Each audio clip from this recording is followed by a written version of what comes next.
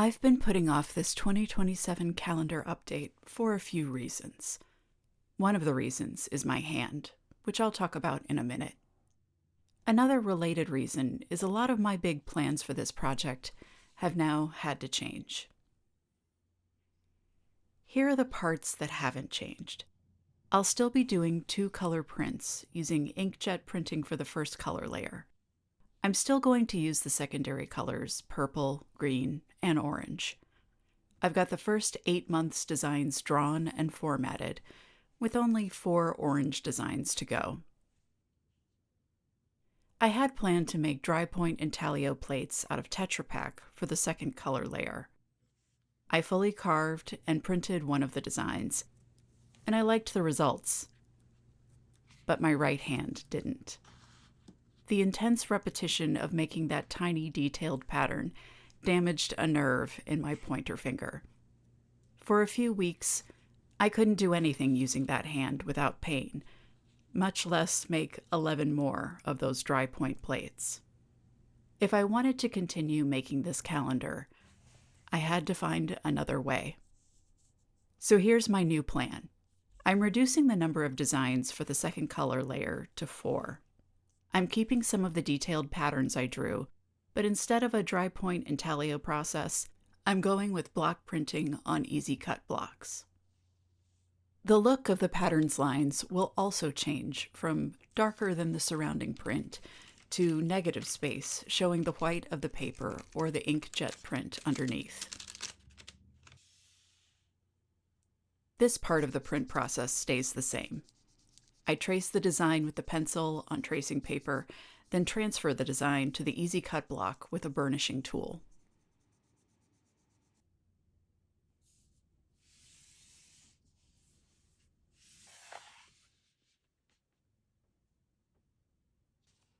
The black glove I'm wearing is a compression glove.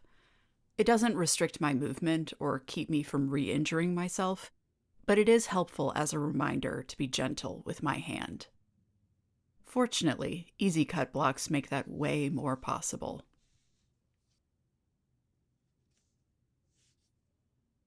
I injured my hand by bearing down too hard with the carving needle I was using on the Tetra Pak.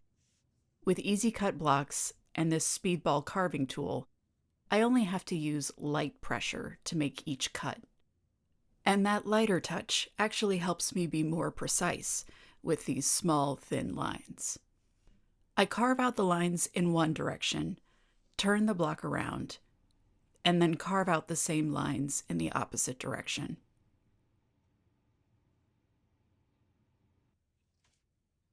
The zigzag and tiny V patterns went much quicker than the segmented line patterns because I could cut towards the corner and have my second cut remove the carved out bits.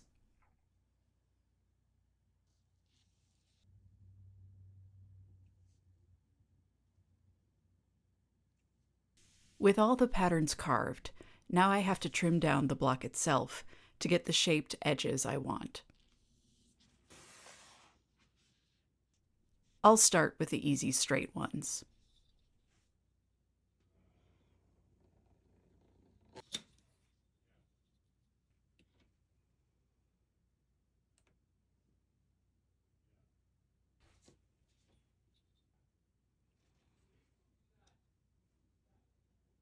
Now for the tricky curved edges. I couldn't believe my luck when this roll of painter's tape matched the curve on this one perfectly.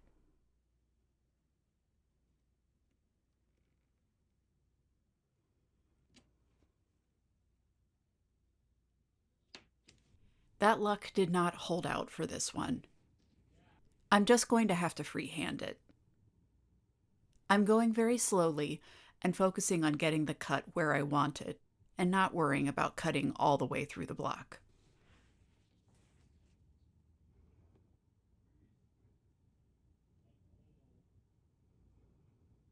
I have to make a second pass with the cutter, but the previous cut serves as a good guide.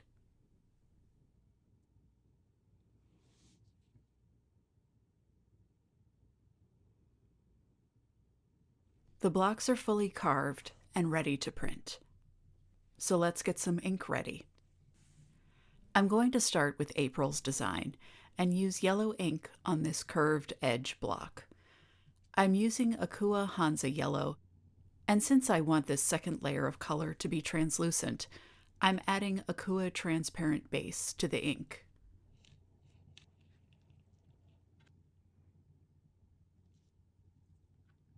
Once I get the base and the ink down, I work the two together with my speedball brayer. This one has a soft roller, which is recommended for speed cut blocks like this one.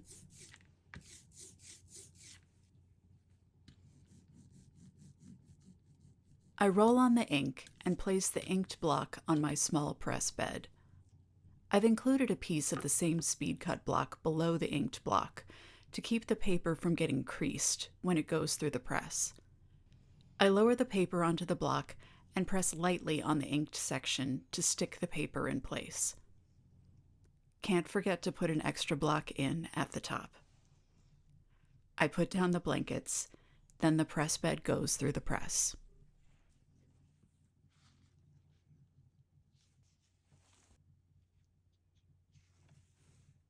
The ink transfer was pretty good. Let's look at the print. The pattern details show up well, and I like the way the yellow contrasts with the purple.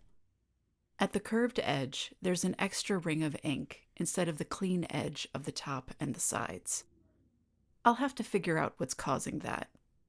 If you have any ideas, let me know in the comments below. After I finished with the yellow ink, I made test prints of the other 7 months using Akua Quinacridone Magenta, Phthalo Blue, and Carbon Black, mixing in a lot of transparent base to each ink. Here's a sample of some of the test prints.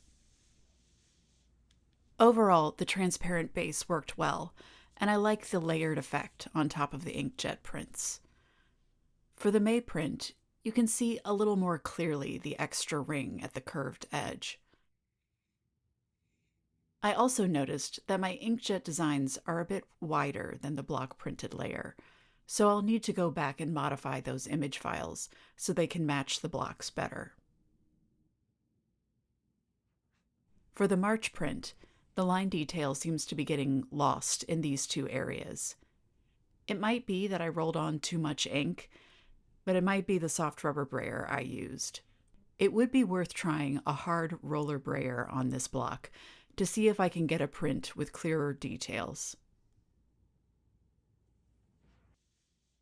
I think I've made the right call to switch to speed cut blocks.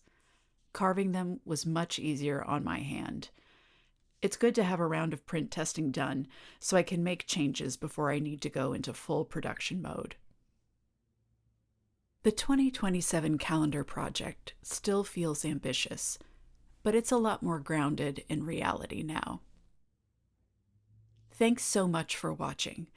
I'd truly appreciate you liking this video and subscribing to the channel, particularly if you want to see the finished calendar or the other exciting projects I've got lined up this year. See you in the next one.